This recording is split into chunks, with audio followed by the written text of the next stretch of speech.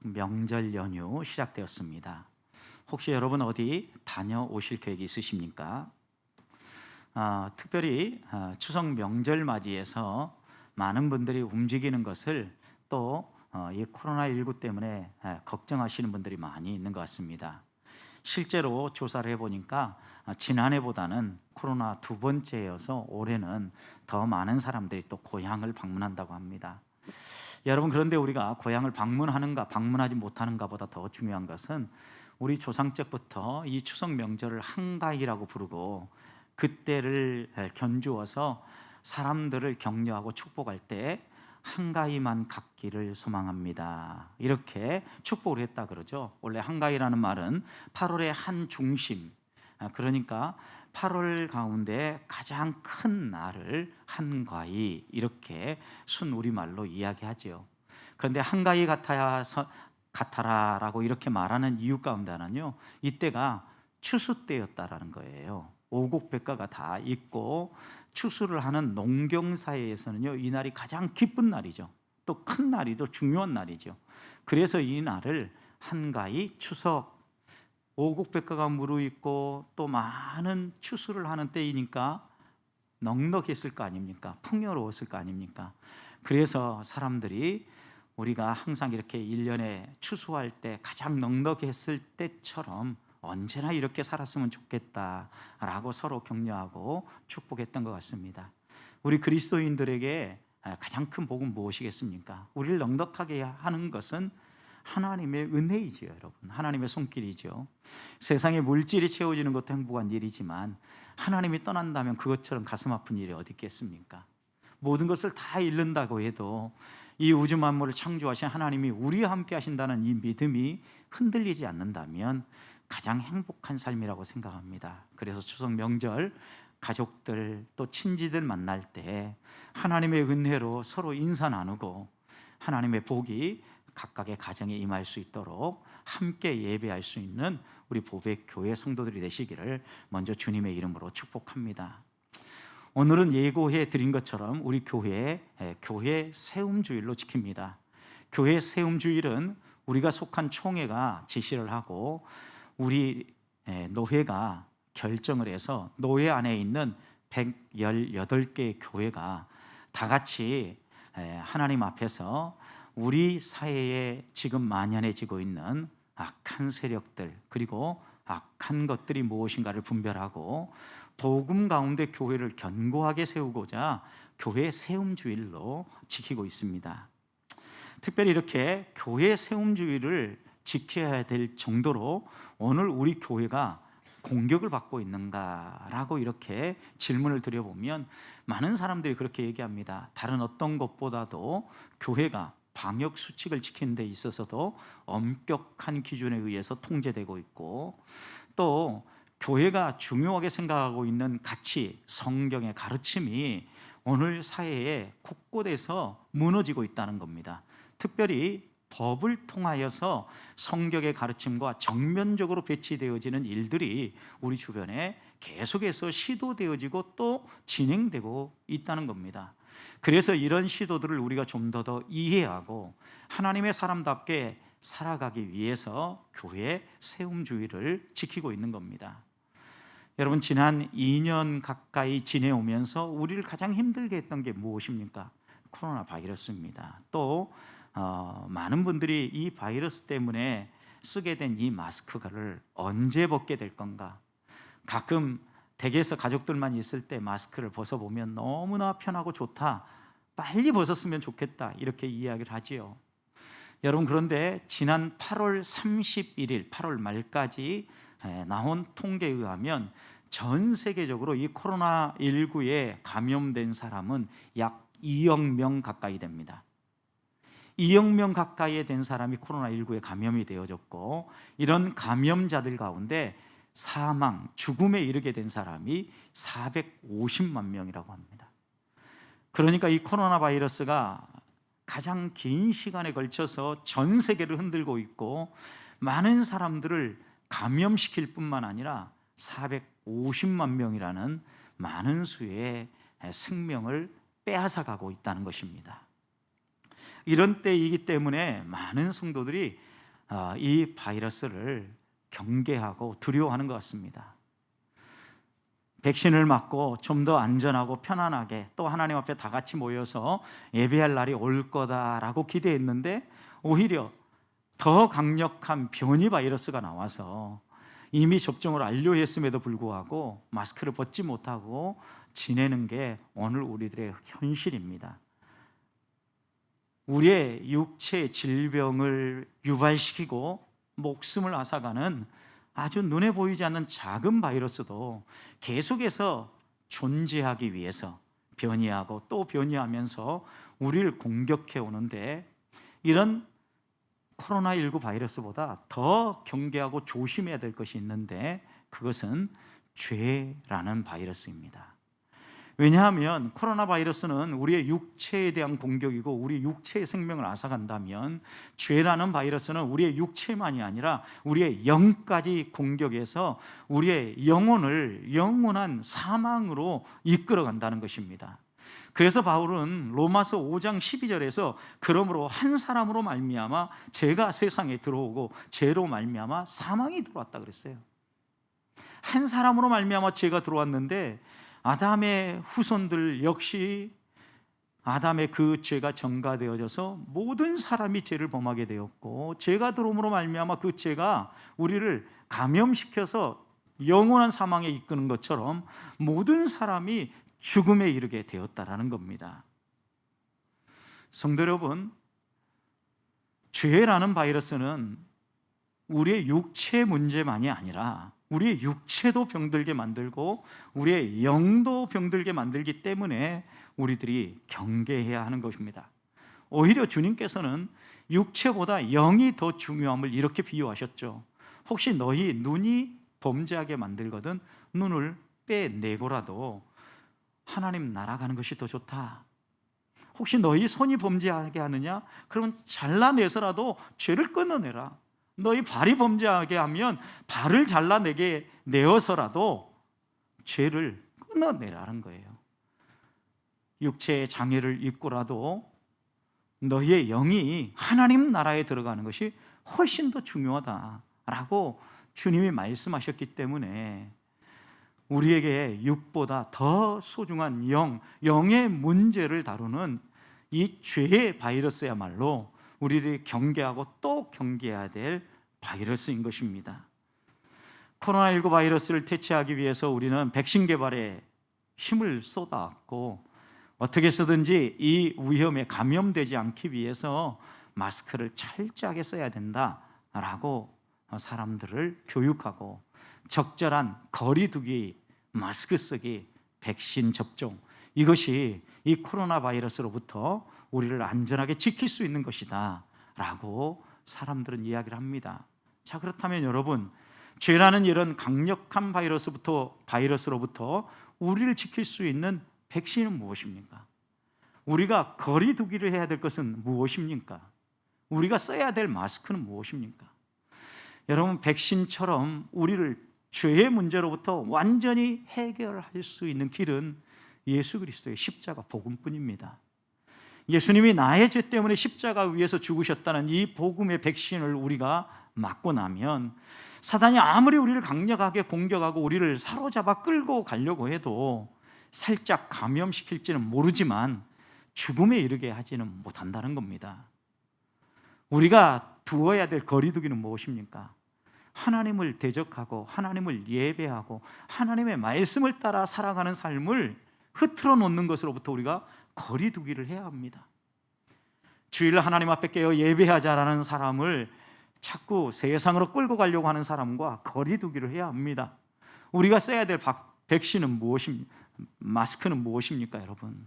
자꾸 우리에게 다가와서 말을 하고 유혹을 하고 우리를 흔들어 놓는 사람들에게 우리가 써야 될 마스크가 있다면 내가 애쓰고 내가 힘써서가 아니라 은혜로 나는 사는 사람입니다 라는 은혜의 마스크가 우리에게 꼭 필요할 것입니다.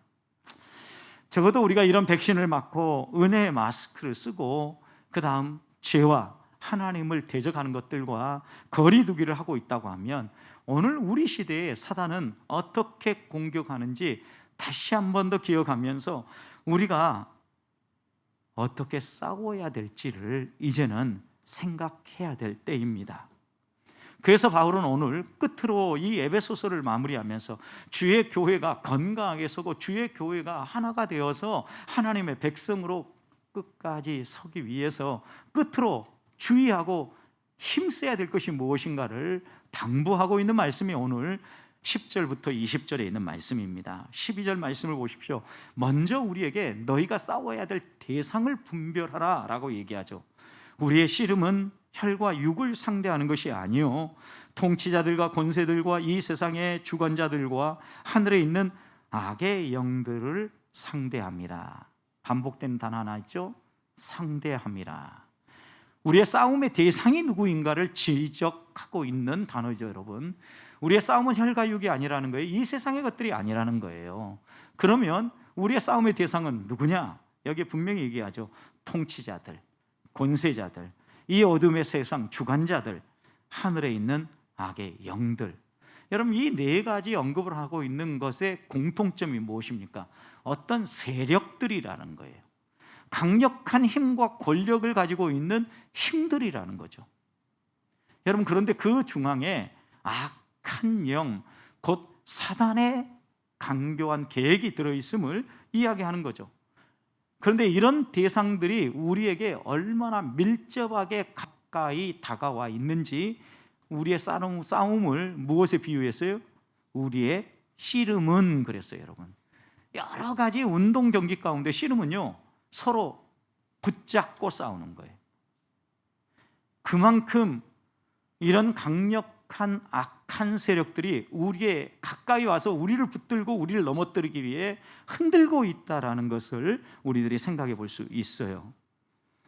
여러분, 생각해 보십시오. 국가, 권력 이런 것들은요, 건강하게 바르게 잘 사용하면요 국민에게 유익이에요. 질서를 유지하고 평안한 삶을 살게 해줘요. 그런데 여러분, 국가의 권력이 악을 도모하고 사이익을 추구하면 어떻게 되는지 우리 주변의 다른 나라들을 통해서 우리들이 보고 있지 않습니까? 그만큼 권력, 권세, 세력들은요 강력한 힘을 가지고 있어요.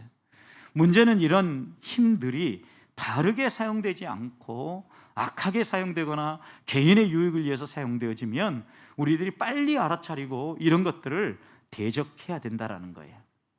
왜 이런 것들을 대적하냐면, 여러분, 분명히 대상이 이런 세력들인데 이런 세력들 배후에 아주 간교한 계획이 숨어져 있다는 거예요.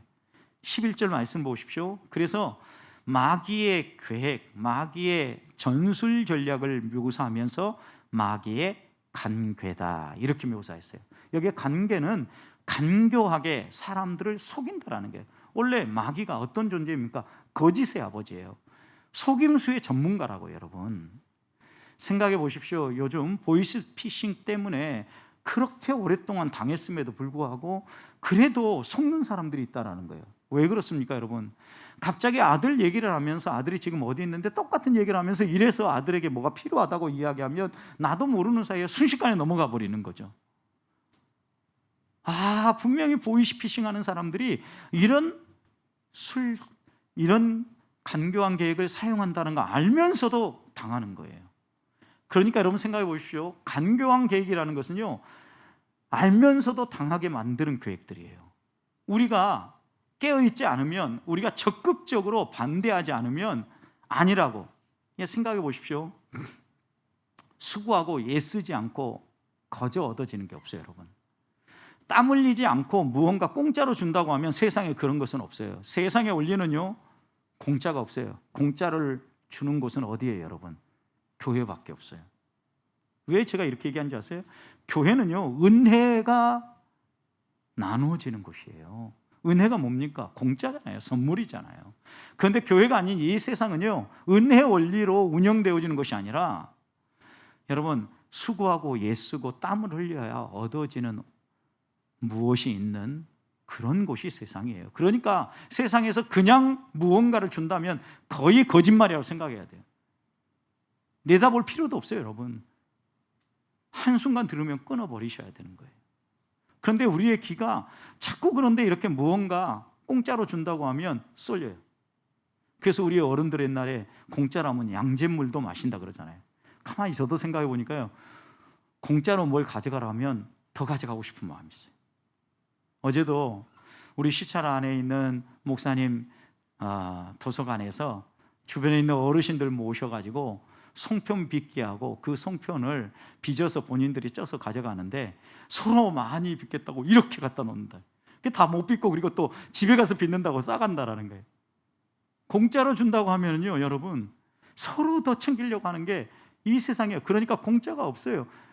여러분, 속임수의 전문가들이 우리의 약점이 뭔지 모르겠습니까? 이게 간교예요. 사단의 간교한 계획을 가지고 우리를 계속해서 이렇게 공격하고 넘어뜨리는데요, 이것이 국가의 권력 배후에 역사하게 되면요, 어마어마한 아픔이 오르게 하여 우리의 근대 역사 가운데, 세계 역사 가운데 독일의 히틀러 정권이 바로 이런 악행을 저지른 거예요. 그 당시에도 독일의 교회가 건강하게 서 있었습니다. 독일의 나치 정권과 싸웠던 목사님들을 열거하라면 본헤퍼 목사님을 비롯한 여러 목사님들이 있습니다. 한 번은 이 히틀러가 수상 간저로 본헤퍼 목사님을 비롯한 여러 목사님을 초청했다고 합니다. 그리고 초청해서 목사님들에게 이렇게 당부했다고 합니다. 당신들은 교회에만 전념하십시오. 독일 국민은 제가 돌보겠습니다. 이렇게 얘기했다라는 거예요. 얼핏 들으면 맞죠? 목사는 교회 안에 있는 성도들만 잘 돌보면 되지 뭐 신경 쓸 게 있어요. 그러니까 그렇게만 하시고 독일 국민은 내가 잘 다스리겠습니다. 이렇게 히틀러가 수상간제에서 얘기했다는 거예요. 그때 보네퍼 목사님과 같은 뜻을 가지고 있었던 니밀러라는 목사님이 이렇게 대답을 했다고 합니다. 당신은 독일 국민들을 돌볼 거라고 했지만 우리도 그리스도인으로서 독일 국민에 대한 책임이 있습니다. 그 책임은 하나님에 의해 우리에게 맡겨졌으며 당신과 이 세상 누구도 우리에게서 그것을 빼앗을 권한은 없습니다.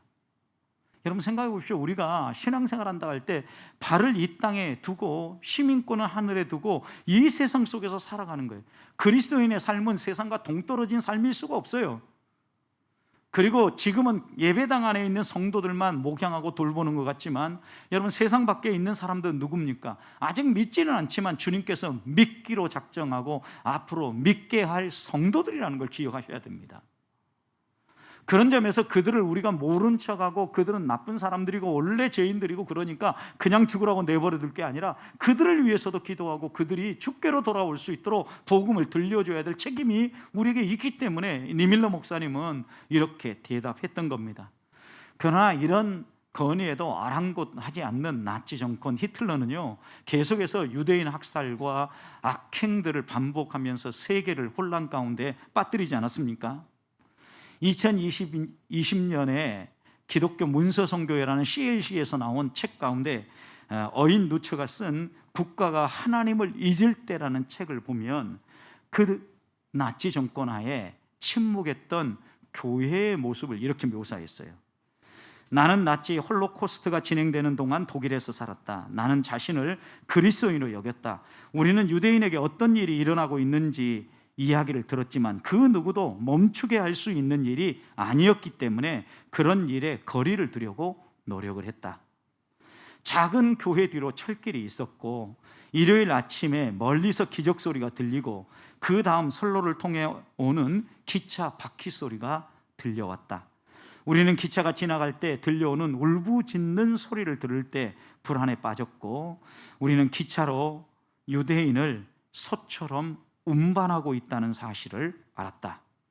그래서 우리는 기차 소리가 들리면 찬송을 부르기 시작했고 기차가 우리 교회를 지나갈 때에는 최대한 목청을 돋우었고 비명소리가 들리면 더욱 큰 소리로 찬송을 부르자 더는 비명소리가 들리지 않았다.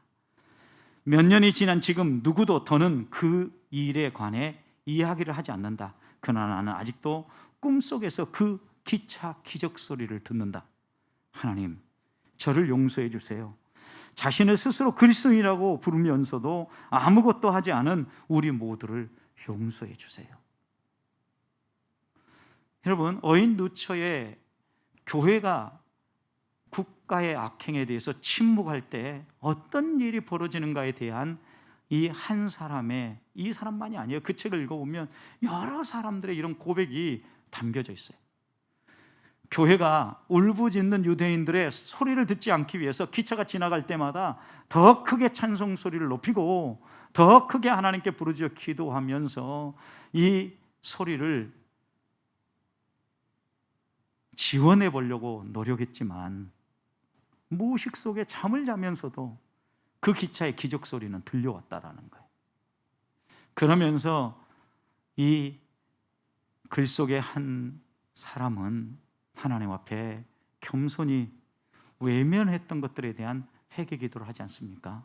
여러분, 우리들도 지금 사단이 간교한 계획을 가지고 우리를 공격해 오는 것에 대해서 간과하고 놓쳐버리고 모든 일이 다 벌어지고 난 다음에, 지나고 난 다음에 아무 말도 하지 않고 조용히 우리의 신앙생활을 힘쓰며 나아갈 수 있습니다.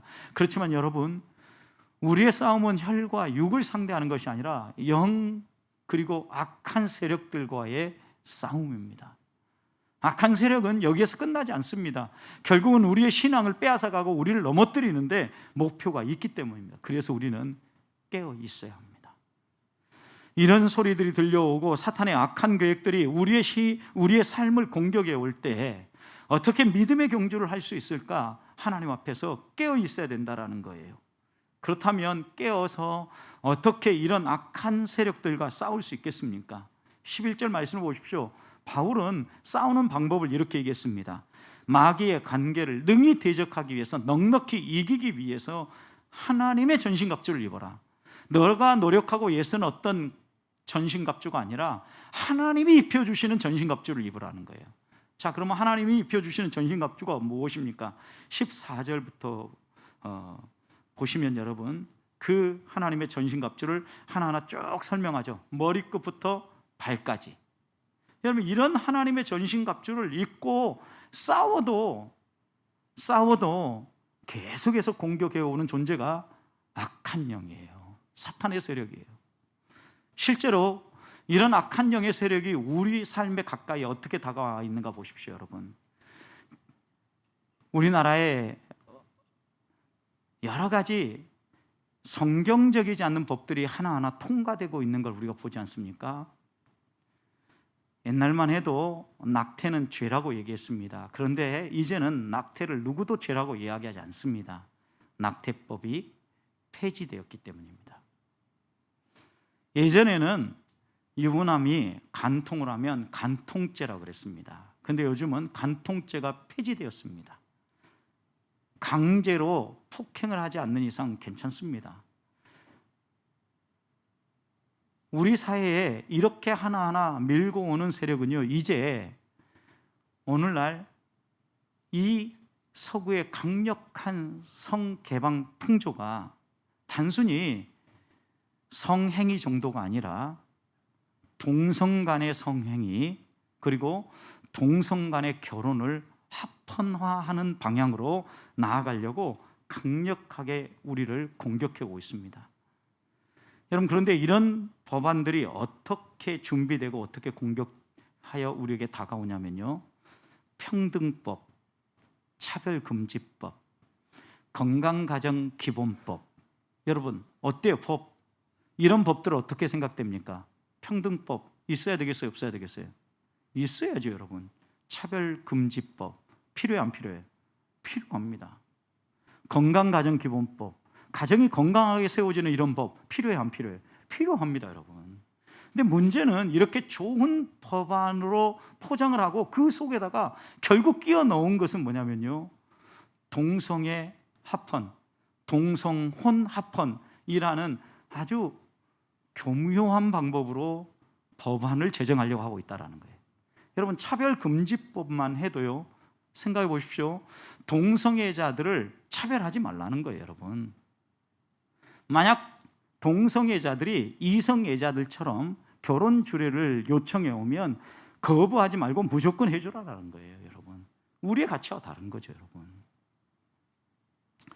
그리고 여러분, 동성 간의 결혼, 여러분 상상할 수가 없어요. 우리나라에도 얼마 전에 대전에선가 자기를 이성애자가 아닌 남자임에도 불구하고 여성이라는 성 정체성을 가지고 있는 사람이요, 여성 목욕탕에 들어간 거예요.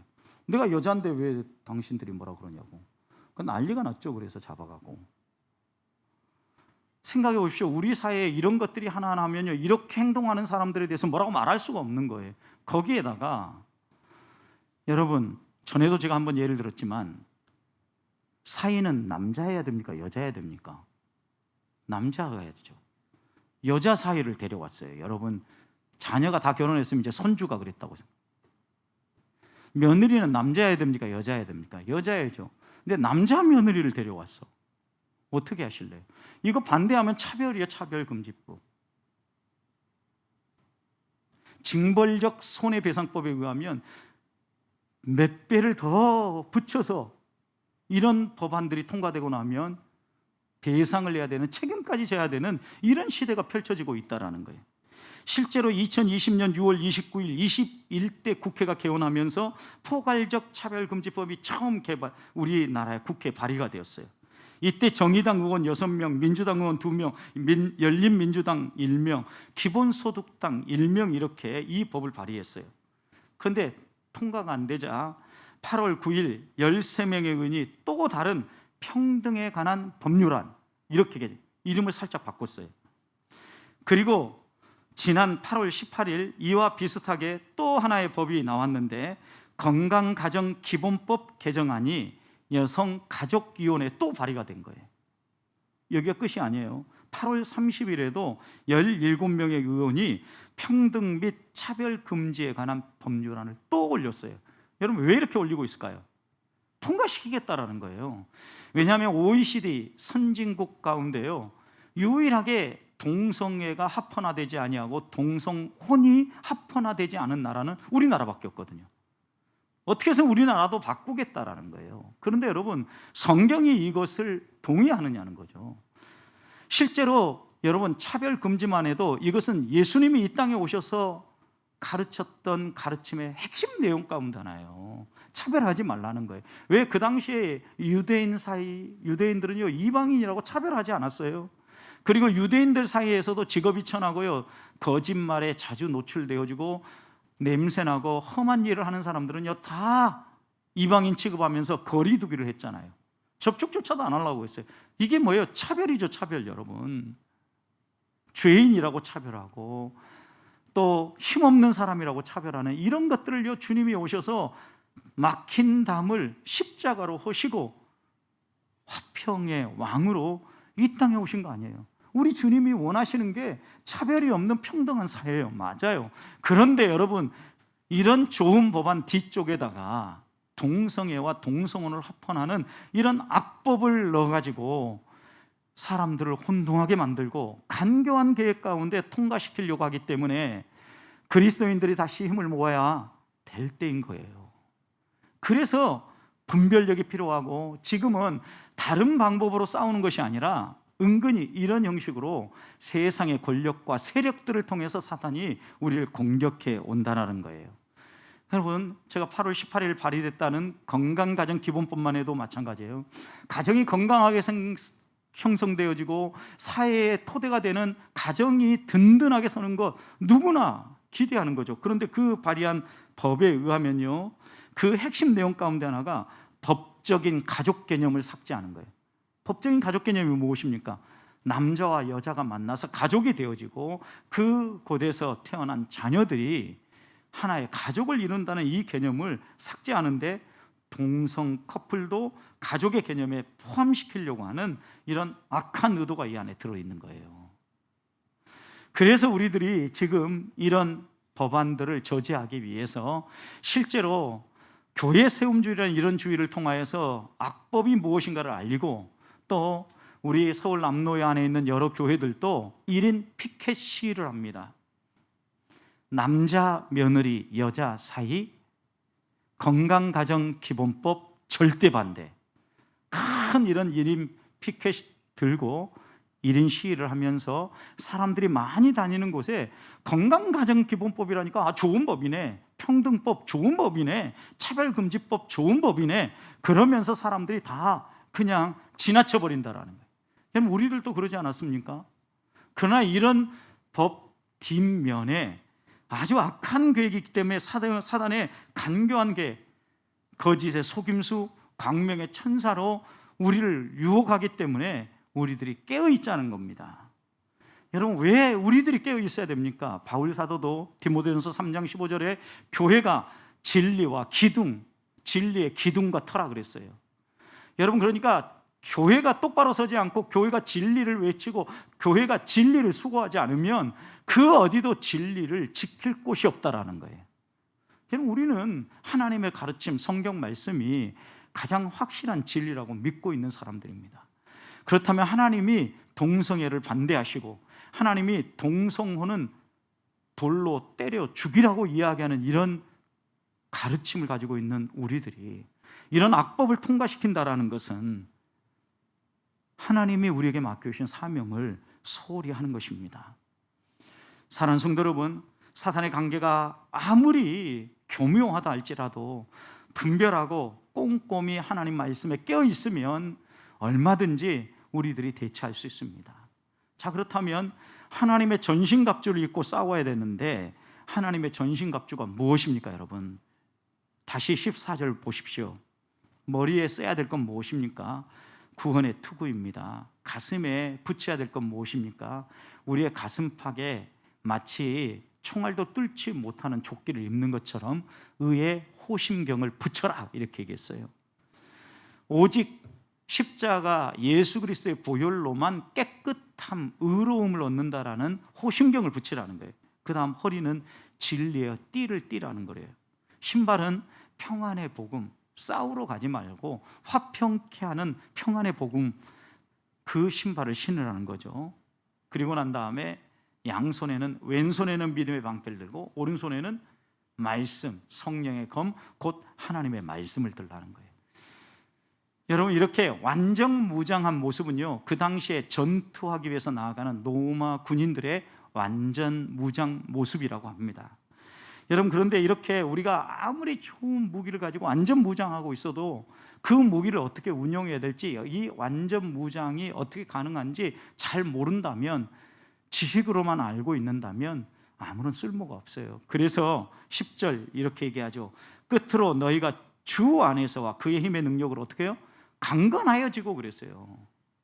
여러분, 우리가 하나님의 전신갑주를 입고 든든하게 살아갈 수 있는 비결은요, 주 안에 있는 거예요. 그래서 주 안에서 이런 하나님이 공고하시는 힘과 능력으로 강건해질 때 이 하나님의 전신갑주가 제 역할을 감당한다라는 거죠.